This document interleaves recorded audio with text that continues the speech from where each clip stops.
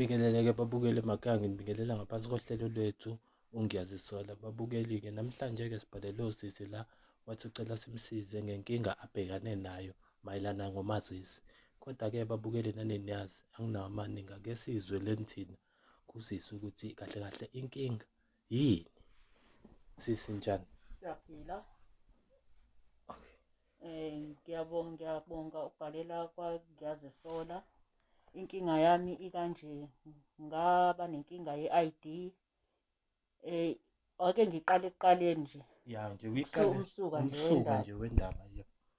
Iqala kanje ekuqaleni sahlangana nabangani eThekwini belokhu bethi baphuma ukuyoshada.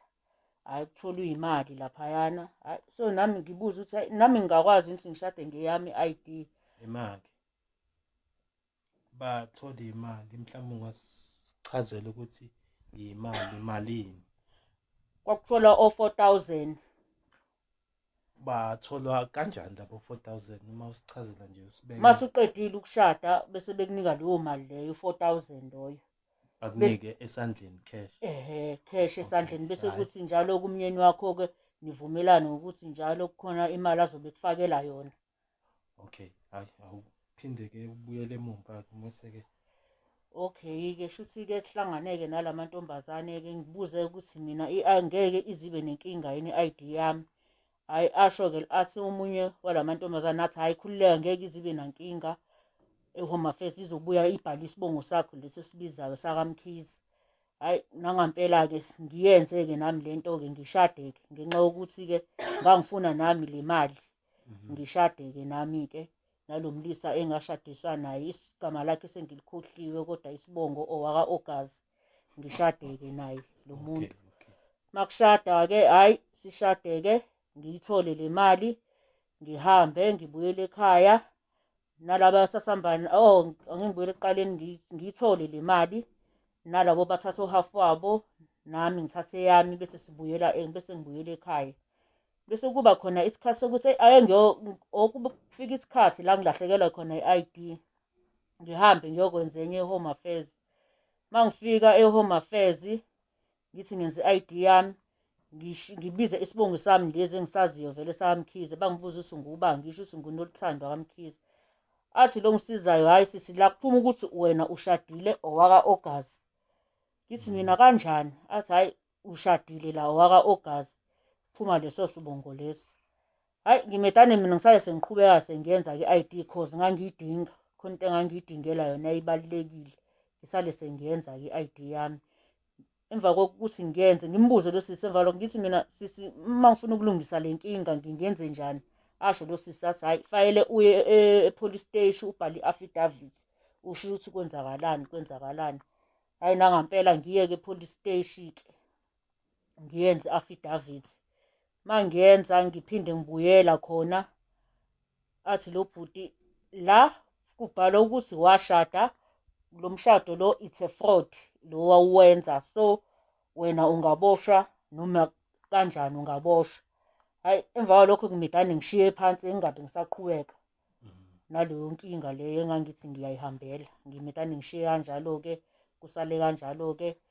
Ngiloke ngibiza lesi sibongo kuze kube yimanje-ke ngibiza sona. Izinto zami nje zivalelekile angikwazi ngisho ukwenzani ilesi sibongo. Ayikho into engikwazi ngisho ukuyenza ilesi sibongo. Manje bengicela ukuthi ningisize ukuthi ningitholisele umuntu engashada naye. Igama lakhe angisamazi kodwa isibongo owaka-Ogazi. Manje bengicela usizo lwenu ningisize. Washada nini naye lo muntu? 2012. 2012. Shuthi from 2012, 2013, 2014, 2015, 2016, 2017, 2018, 2019, 2020,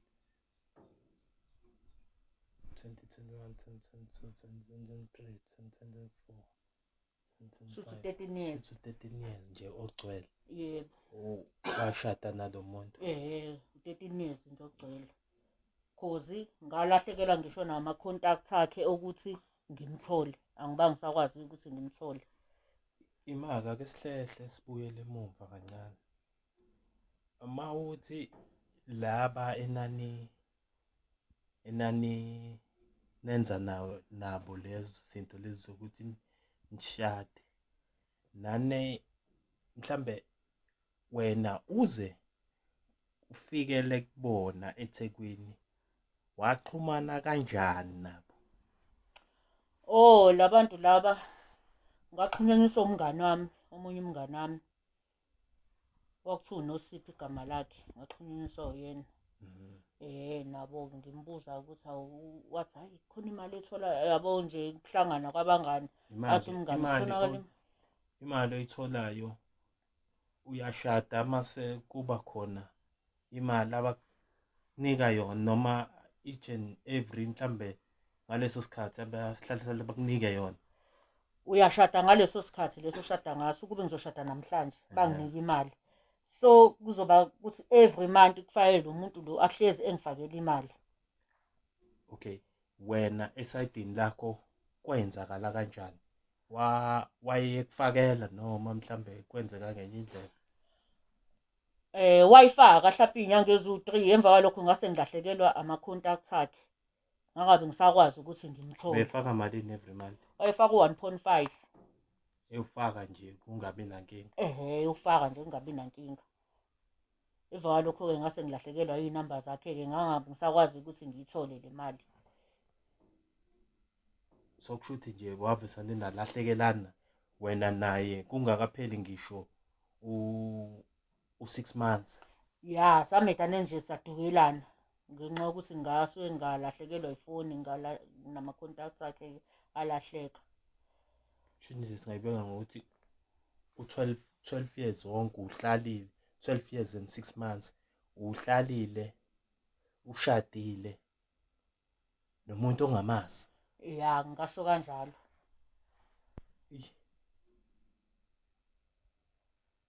Okay, lo sisi lo munye lo owayekuxhumanisile awusakwazi yini ukuthi ubuyele kuyena uphinde futhi umcele ukuthi ucela ukuthi aphinde akuxhumanise futhi naye lo muntu ayekuxhumanise naye ukuthi ushade?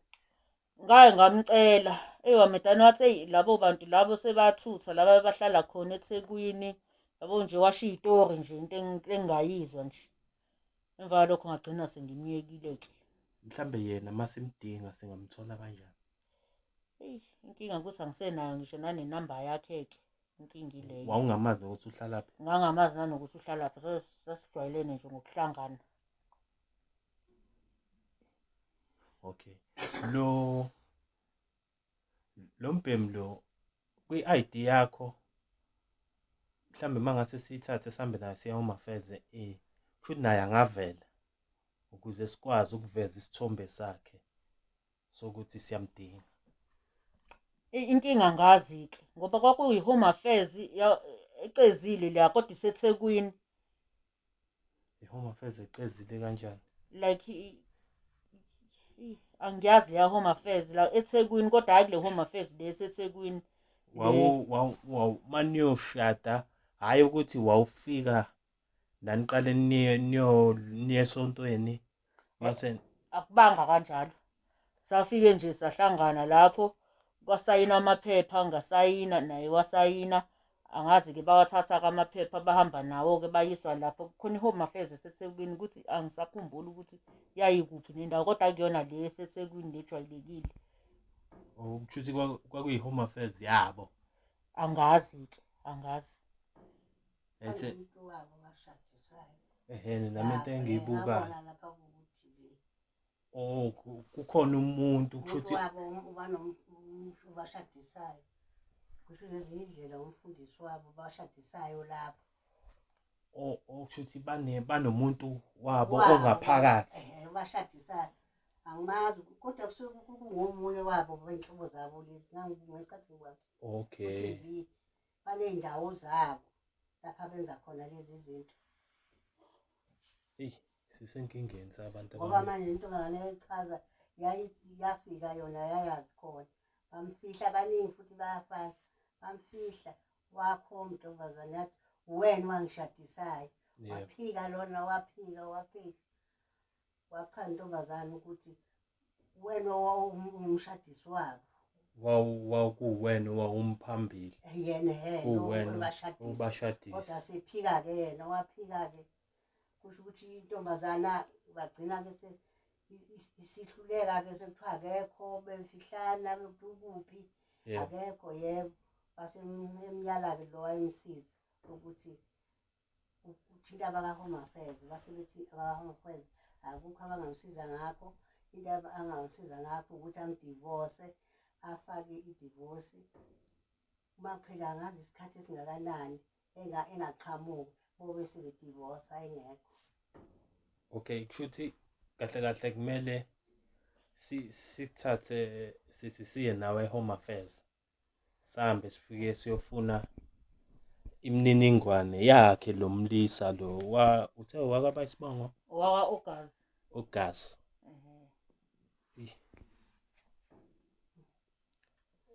Inkinga le uyazi ukuthi mawusushonile kuke lento ibe inkinga emndenini wakho wena usungasekho.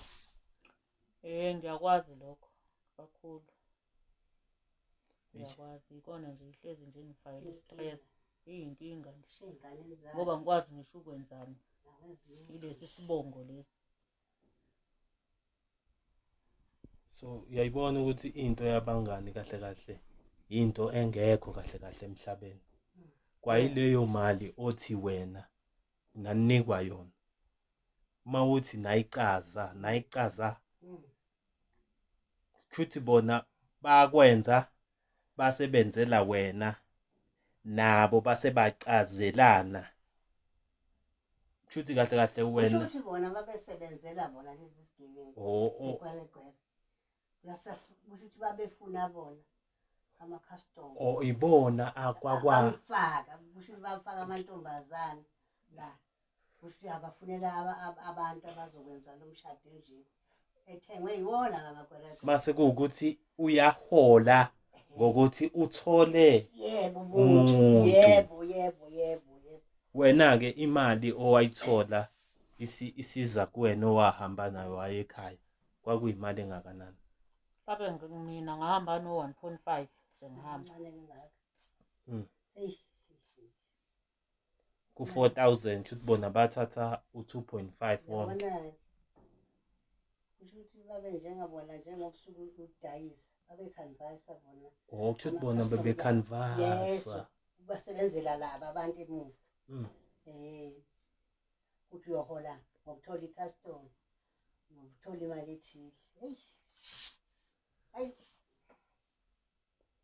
shuthi nabo kulobu bugebengu lobu bakhona bayathinteka bona phela bafuna laba bangazi lutho.